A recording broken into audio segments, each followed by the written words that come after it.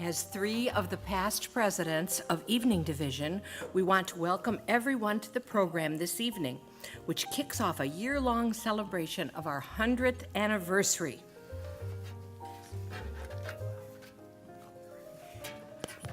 Our first speaker of the evening is the woman who started it all, Miss Zilpha Lloyd, and she's going to tell you her story.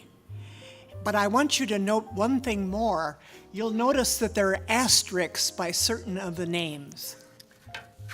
The asterisk indicates that she was a president for more than one term, just like Rosemary, Carol, and 7 other women throughout our history.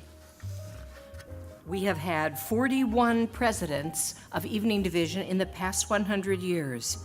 Tonight you will hear from 5 of them. And here is Miss Zilpha Lloyd. I'm very happy that you asked me to speak to you this evening. It is so wonderful that the organization that I helped found is still in existence today. And from what I know about your group, it's not that different than it was during my tenure as the leader from 1913 to 1915, and again from 1936 to 1938. First, I would like to tell you just a little bit about myself and how this organization came to be. I was born in 1873, and I lived at 311 North Oak Park Avenue for most of my life. I was the secretary to Pastor Barton in 1913. In 1913, which coincidentally was also the 50th anniversary of the founding of First Congregational Church, some of the women of the church felt that there should be an organization for younger women, those who were employed and for any other reason could not attend daytime meetings. So a group met at the home of Mrs. Norman S. Patton, and the Evening Auxiliary of the Young Ladies Missionary Society was formed, with myself as the first chairman. I also held the office of second vice president of the Missionary Society. These two groups were known as the Afternoon and Evening Auxiliaries. My good friend, Mrs. Henry Hunter, was the president of the afternoon group. Our founding principles were stewardship and an emphasis on missions. One of our first projects was to share in the expo called The World in Chicago, which was held at the Coliseum in 1914. I hear that they have torn this down, but it was a grand old building in its day. We were assigned to the Africa booth, and in preparation we spent many evenings in a study of the Dark Continent, as it was then called, with Mrs. Hunter guiding us with her excellent organizational skills. During the exposition, we wore costumes and took turns helping in the evenings at the booth. Until the church house was finished in 1914, we took turns meeting in various homes, and we had programs and refreshments afterwards. Once the church house was finished, the members of the Women's Society prepared our dinners each month for the price of 35 cents per meal. We were so grateful and appreciative of their assistance. In 1919, the Young Women's Society became part of the Women's Society, and the Evening Auxiliary became the Evening Division of the Women's Society. In April of 1919, we devoted our Easter banquet and Bon Voyage shower for Helen Disney. Helen was a graduate nurse who was receiving her commission from the American Board to go to China. She went to Taikoo as our church missionary, joining Dr. and Mrs. Mary Hemingway in their work. The Evening Division kept in touch with Helen for many years by corresponding with her and sending financial gifts. In 1922, some of our missions were sending a large box of surgical dressings to the Gebhardts. Some of you may recognize those names, Doctors Florence and Dr. Harry Gebhardt. They were in China. We sent gifts to Helen Disney. At Christmas time, we sent stockings and candy to the Fort Berthold Indian Mission. And we also sent various financial gifts to the Congregational Training School for Women, to Kobe College, and to the Schaffler Missionary Training School. One of our most outstanding meetings was in 1926 when we welcomed home Helen Disney. At that time, we had 37 paid memberships, which was our largest to date. But that month, we had almost 100 people when Helen spoke of her work in China. We gave her a leather bag as a welcome home gift from our group. We maintained our tradition of a spring and fall thank offering, which I hear you still do today. Some of our recipients of the offerings were the Northland College, and we also gave a gift in memory of Mrs. Barton to the Schaffler Training School in Cleveland. We also pledged to give $25 per year for 4 years to help furnish a room in the new building at this school. During the 1920s, one of our most interesting speakers was a Mrs. George Day of Robbins, Tennessee. This is where Dr. and Mrs. Barton had begun their ministry. They were building a new church in Tennessee, and the trustees of our church gave them the old pulpit furniture, which had been saved from the fire in 1916, and the evening division raised $100 to assist with buying pews for the church. This is a picture of the chapel and a notation found in the history of this chapel, which cites the evening division for furnishing the pews for the chapel. In 1935, one of our speakers was Mrs. Mary Hemingway, and we collected canned fruit at the meeting, along with jellies and other foodstuffs, for the Fidelis Inn, which was a home sponsored by the Church Federation for Unemployed Businesswomen. In 1936, during my second term as president, we held a tea in the church parlor to honor Mrs. Adela Lango, one of our group. She was leaving to be secretary to the president of Kobe College. We were very sad to see her go, but we were proud to have known her. Kobe College had been founded in 1875 in Japan. In 1938, Hallie McGill of Westville, Illinois, was one of our speakers, and among our projects that year was helping her purchase an automobile to be used in her work amongst the miners' families. We also sponsored a concert by Catherine Van Buren, a Negro lyric soprano. She was a music and voice instructor at Fisk University and also at the College of Education and Industrial Arts in Ohio. Interestingly enough, while she was in Ohio, she was the voice coach for Leontine Price, and she was instrumental in getting her to apply to Juilliard, which started her career. Catherine also had a wonderful voice, and everyone enjoyed the musical program, and our silver offering of $46.80 was presented to her that evening. During that year, we also sent a birthday cake to Dr. Coe for his 50th birthday, and in May, we gave our first silver tea to sponsor youth scholarships for Tower Hill. The women's groups that were active in 1938 are listed here. I hope this has given you a good idea of some of the beginnings of Evening Division, and I look forward to hearing from my successors who are speaking here tonight.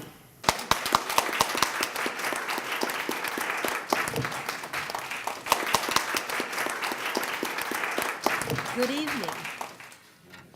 My name is Edith Prescott Crabb, and I am pictured here in a newspaper interview on the occasion of my retirement from the Cook County Department of Public Health. I functioned there as a social worker.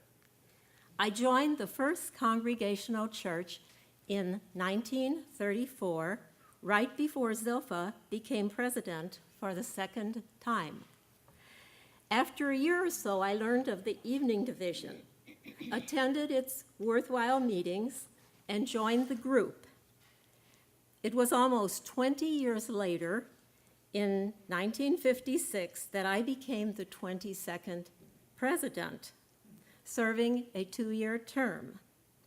I understand that there have been 24 presidents since I held that position. Amazing. Rare is a woman's group in a church setting that can claim an active, outstanding 100-year history. In the 30s, I was part of a splinter group of younger women who formed the Barton Guild, named after Dr. William Barton, a former minister at our church. I must add that we were assisted in forming this group by the evening division. No hard feelings. Then about 1940, we were persuaded to add a bit of younger blood to evening division, and so we rejoined it, and the Barton Guild was dissolved. In the years between 1938 and 1956, we continued to have a presence in the foreign mission field, as evidenced by Isabel Hemingway, who started her missionary work in China, but later worked also in Turkey. Over the years, our meetings have included dinner, fellowship, and programs. The programs have been varied and diverse, and often related to our benevolences. In 1945, at the end of World War II, a program was presented by a speaker from the Commission on War Victims and Reconstruction, and the October thank offering was given to this commission. In 1949, the program committee chose a unifying topic for the year. And for that year, it was Great Problems in Our City Today. Specific programs included the strangers within our gates, housing, and child welfare. The next year, the unifying topic was Steps Toward Peace. We had programs on the World Council of Churches, international and interfaith cooperation, and on the United Nations, then a relatively new organization, formed in 1942. The speaker was a Mrs. William Berry from the Chicago Council on Foreign Relations, which I think is still active in Chicago today. How interesting that these program themes have maintained a degree of relevancy throughout all of these years. We continue to face great problems in our city. And as a nation and international community, we continue to search for peace. I wrote the following for the 75th anniversary of Evening Division in 1988, 25 years ago. To each of us who has been a member of Evening Division for any length of time, the organization has become a special group. It offers a worthwhile meeting each month, carries out a substantial benevolence program, and it is a caring, devoted group, providing fellowship and goodwill to all its members. We are most grateful for our long history. May it live on and on.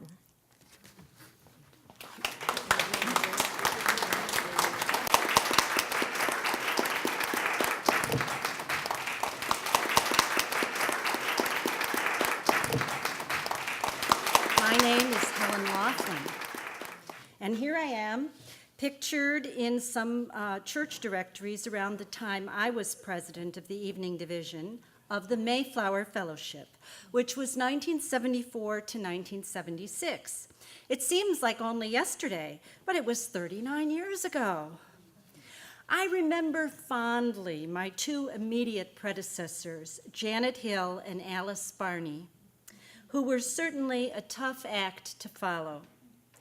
Alice wrote detailed instructions for the job as president, including the need to appoint a liaison to the Mayflower Society, 4 delegates to the Fellowship of Business and Professional Churchwomen, more on that later, and a delegate and alternate to the church council meetings. In addition, there was an auditor and a librarian to be appointed annually. But going back a little bit, Mary Turner was president during Evening Division's 50th anniversary, which was celebrated on November 7th, 1963. At that time, the Evening Division membership was 42, and this was also the centennial year of the First Congregational Church, which at that time had a membership of 1,313. As reported in the Messenger, Miss Bertha Walker gave an interesting resume of Evening Division's history, and Carolyn Welch presented a program called Eastern Kentucky, Moving Mountains. The fall thank offering was given to the Robbins Yoked Parish, Barton Chapel, as this was also the 50th anniversary for Barton Chapel. Now, during my tenure, 74 to 76, library reports continued to be a regular part of our meetings. Name tags were introduced, and the dinner cost, which was $1.45 in 1964, was raised all the way to $3. Yeah. We collected paperbacks and magazines and delivered them to the Anchorage in Bensonville. And, you know, I talked to you before about this Fellowship of Business and Professional Churchwomen. Evening Division was a founding member of that group back in 1927, and 7 of our members, including Edith Crabb, had been presidents of that fellowship over the years. But the churches were starting to lose interest. The organization was waning, and the interest was waning. So in June 1975, we voted to withdraw from that fellowship. Now, 74 through 76 was a period of transition, change, and uncertainty due to the pending merger of First Congregational and First Presbyterian Church. In September of 1974, Evening Division invited Mary Batty, president of the Lookock Auxiliary at the Presbyterian Church, to attend our October meeting. She, in turn, invited the board to attend the next meeting of the auxiliary. Their meetings were held in the homes of members. The Evening Division Board did attend that meeting and extended a general invitation to Lookock Auxiliary members to attend our Christmas meeting, which featured a presentation by West Suburban Hospital Student Nurse Chorus. From then on, notices of Evening Division meetings were sent to the Lookock group and published in the Presbyterian Church calendar. In June, Evening Division members attended the Lookock Auxiliary Spring Luncheon. I remember that Mary Batty was the first member of that group to join our Evening Division. The merger of First Presbyterian and First Congregational took place in May 1975, and here are some pictures from the merger celebration. First Presbyterian, First Congregational, and the celebratory parade down Lake Street. So then in October of 1975, a questionnaire was sent to all the women of the church seeking ideas and suggestions for organizing new women's groups for the newly united church. A tea was held in the home of Mrs. Momenthi, a senior pastor's wife, to brainstorm ideas for new women's groups. In the end, however, Evening Division decided to continue as it had since its beginnings in 1913. For many years, we had 1 or 2 programs a year that featured a new or favorite book. In the 1970s, Barbara Ballinger presented a program titled Books as an Aid to Understanding. Barbara always inspired us to read more and become knowledgeable in many areas. I understand she's still doing that today. 1976 was also the nation's bicentennial, and the programs that year reflected that milestone in our nation's history. I remember that Mrs. Such a name, our guest speaker for the January 8th meeting encouraged us all to get a 1976 passport because it would be a memento for the future. Now, mementos are great, but I can think of many other and better uses for passports. Through the years, we have often had programs about our members and others' travels. For example, we had a program in 1976 by Libby Snow about the enchanting and mysterious Orient, and a program 12 years earlier about Mexico by Janet Hill. I know this continues to today as we mark our 100th anniversary. Members of Evening Division continue to be involved members of the church, the local community, and the world.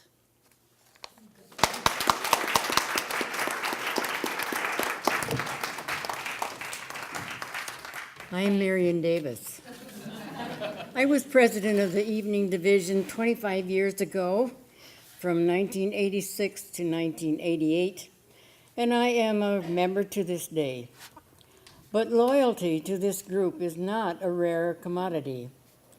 Helen mentioned that Mary Turner was president during the 50th anniversary of Evening Division in 1963. Mary was still involved 20 years later when she was president again in 1982.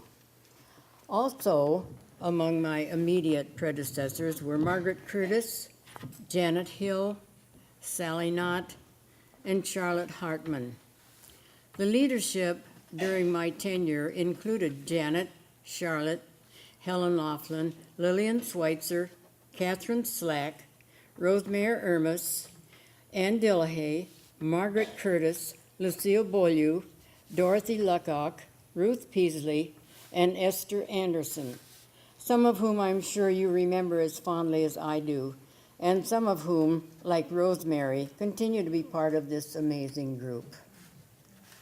Evening Division has continued through 2 world wars, the Civil Rights Movement, the Women's Liberation Movement, changes in church leadership, and the union of First Congregational and First Presbyterian, and has come into the 21st century still meeting our goals of furthering the interests of Christian work and promoting friendship through the social and religious life of the church. We have even survived snowstorms.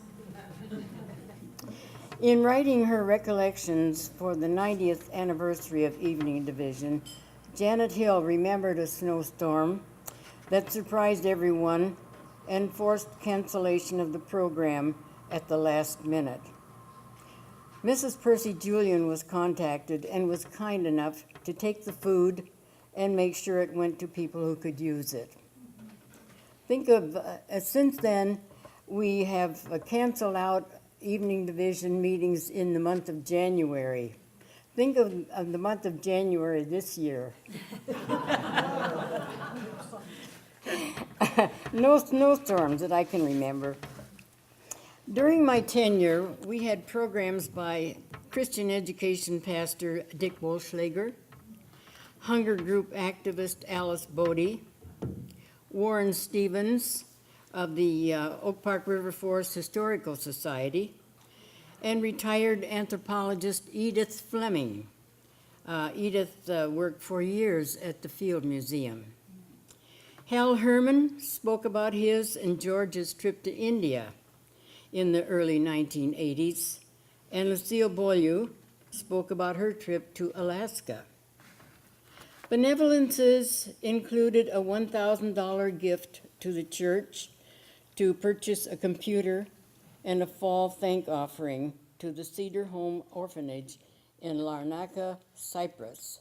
Evening Division has a long-standing practice of setting aside money from the Treasury to establish a memorial fund when a member or someone closely associated with Evening Division dies. Other members can contribute to this fund, and then the collected monies are donated to a worthwhile recipient. This fund is now called the Benevolence Fund. You can see the excerpted history of this fund from the 1960s to 1980s to get an idea of how it has been used through the years. During my tenure, we also had 2 outings. 39 members attended a fall luncheon at an Indian Trail restaurant in Winnetka, and 21 members attended an Oak Park Festival theater presentation in Austin Gardens in July. Our Christmas program in 1987 featured Edith Crabb, yes, Edith Crabb, at the piano, playing Christmas carols, and the church's junior handbell choir, directed by Pam Weiss. Thank you.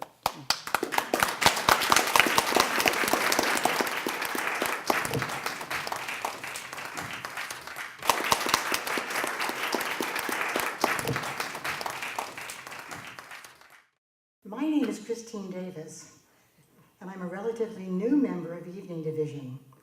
And there's a reason for the 2 of us being on this slide, which you'll hear shortly. I was co-president with Carol Ferguson, my predecessor, from 2010 to 2012, and was excited to take over the helm in 2012, especially because we would be celebrating our centennial this year. You have heard quite a bit about our history from some of my esteemed predecessors, and I'm here to tell you that Evening Division is entering its 2nd century with an eye to the future, as well as appreciation for our past.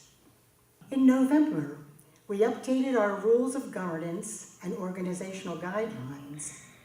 A major change was the removal of female gender as a requirement for membership. We happily have several men who have joined our organization and look forward to having many more. What has not changed is our commitment to the purpose of this fine organization, which is to further the interests of Christian work and to promote friendship through the social and religious life of the church. You've had some hints about this purpose and has been realized in the past through the comments of the prior presidents, but I'd like to give you an update and an overview. We cannot talk about Evening Division without noting how our members care for each other and how they remain connected even when no longer able to attend meetings. Care of members includes sending cards for birthdays and holidays, keeping members in our prayers, and hosting memorial services. In 2008, we took a picture of this assembled group and sent it to all the folks now living outside the area as part of our Christmas message. And you may see a few folks that you recognize. In 2003, we received $10,000 from the estate of Elizabeth Snow and made the decision to create a memorial grant fund and to use a portion of that fund each year to make a grant to worthy organizations. Since then, we have received another $10,000 from the estate of Helen Laughlin, $5,000 from the Women of the Church Fund held by the First United, and these were added to the Memorial Grant Fund. This Memorial Grant Fund is held in 3 CDs and currently totals just over $20,000. We also received a gift from the Potts family in honor of Gerald Potts in the amount of $5,000. These funds are also held in a CD and are earmarked for program support. Here's the list of recipients of $1,000 grants from the Memorial Grant Fund to date. Things have certainly changed from the day of the organization that charged $2.50 or less for dinner and would set aside $10 for the Memorial Fund whenever a member died. Each year we raise money from thank offerings, special donations, memorial donations, and the spring White Elephant Sale, and make donations to many worthwhile organizations and individuals. This is a summary of the donations we made during the 2011-2012 program year.